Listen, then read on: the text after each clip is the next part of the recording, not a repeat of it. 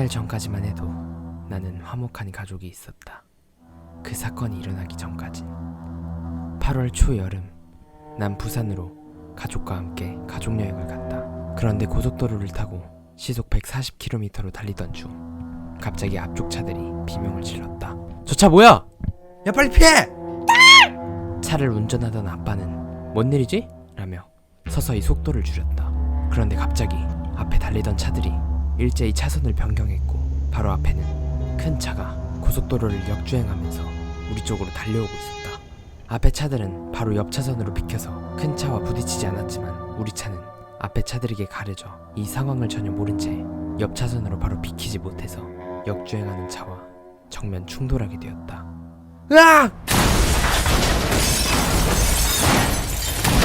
잠시 후 눈을 떠보니 우리 차는 뒤집어져 있었고 아빠, 엄마, 여동생이 머리에 피를 흘리며 쓰러져 있었다.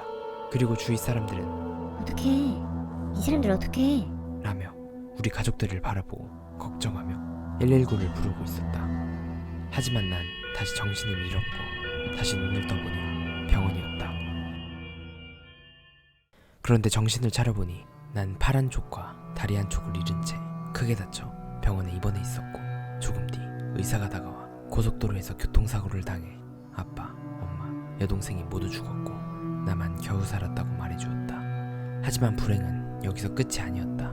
난 병원에 입원해 있는 동안 부모님이 모아둔 돈을 내 수술비로 모두 써버렸고 그럼에도 아직 수술해야 할 부분이 더 남아있어 당장은 사채업자에게 빚을 낼 수밖에 없었다. 어떻게 해서든 살아야 했기 때문이다. 결국 수술은 성공적으로 마쳤지만 내가 병원에 입원해 있는 동안 3억 원의 빚이 쌓였고 난 다리 한쪽과 팔 한쪽을 잃어 앞으로 어떻게 살아야 할지 막막했다. 또한 가족들이 모두 죽어서 앞으로 의지해야 할 곳도 마땅치 않았다. 난 퇴원 후 그나마 친구들에게 돈을 빌려 돌려먹기 식으로 사채업자에게서 빚을 갚아나갔다. 하지만 정작 친구들에겐 갚을 돈이 없어 주변 친구들과도 사이가 멀어지게 되었고 당연히 빚도 다 갚지 못하여 사채업자들에게 매일 쫓기는 신세가 되었다. 그러다 결국 사채업자들에게 붙잡히게 되었고 사채업자는 나에게 마지막 3개월의 시간을 줄 테니 만약 3개월 안에도 못 갚으면 날 반으로 죽인다고 하였다.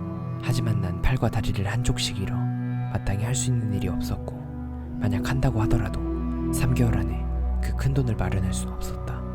그렇게 아무 일도 하지 못한 채 한 달이 지나가 버렸고 빚은 이제 때문에 더 늘어나 5억이 되어 난 그냥 포기하고 2개월만 더 살고 죽자라는 생각으로 매일 술을 퍼마시며 방탄한 삶을 살게 되었다.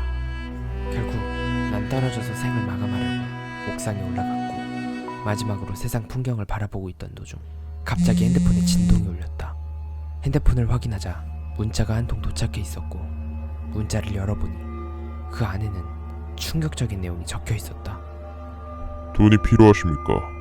가족도 모두 잃고 팔 다리도 잃고 매일 우울감에 빠져 살다가 결국은 벼랑 끝까지 몰리셨죠. 제가 도와드리겠습니다. 10억을 드리죠.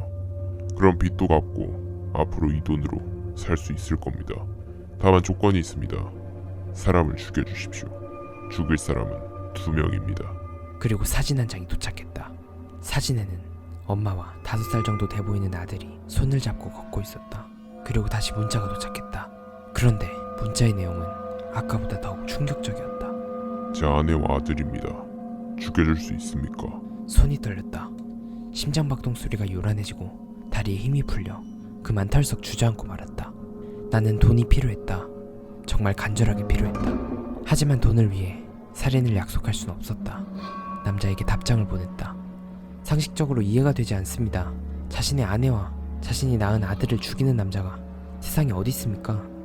아무리 돈이 필요한다는들 이런 짓은 할 수 없습니다.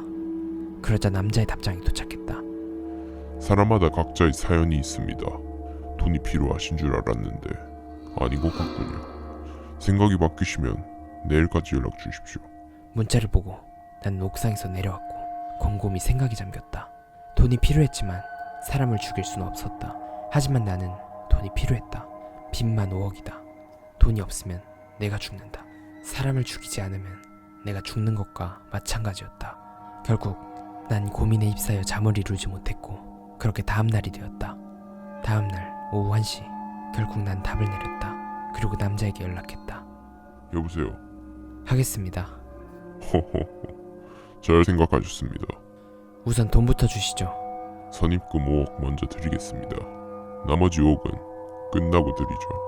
알겠습니다. 이건 우리만의 비밀입니다. 만약 이 돈을 가지고 튀거나 다른 사람에게 정보를 누설할 시 그 다음 타겟은 당신이 될 겁니다. 명심하십시오. 알겠습니다. 언제 죽여야 되죠? 오늘입니다. 바로 실행하시죠. 오늘이요? 아직 준비해야 할 게 많은데. 준비할 게 뭐 있습니까? 칼만 있으면 됐지.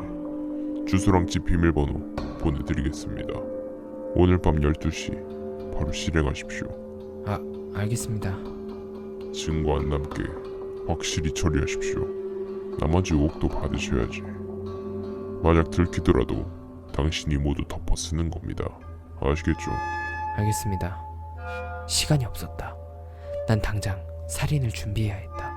먼저 남자의 말대로 계좌에 5억이 들어왔다. 하지만 남자는 살인에 필요한 준비물을 사라고 100만 원을 더 보내줬고 난 일단 5억을 가지고 사채업자에게 갔다.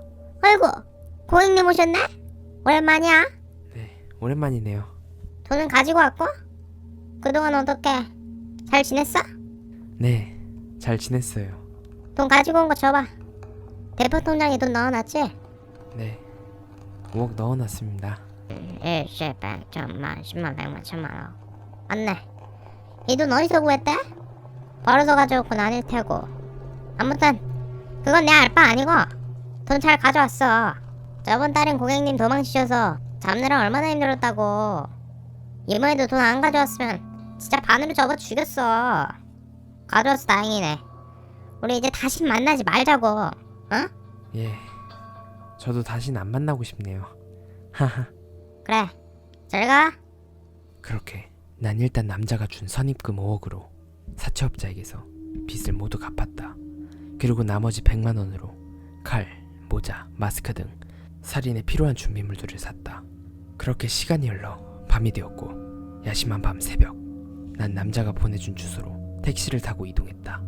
그리고 마침내 집 앞에 도착했고 집을 둘러보니 단독주택이었다. 아파트가 아니어서 정말 다행이었다. 내가 처음이자 마지막으로 저지를 살인. 난 지금 살인을 저지를 것이다. 다음 편에 계속.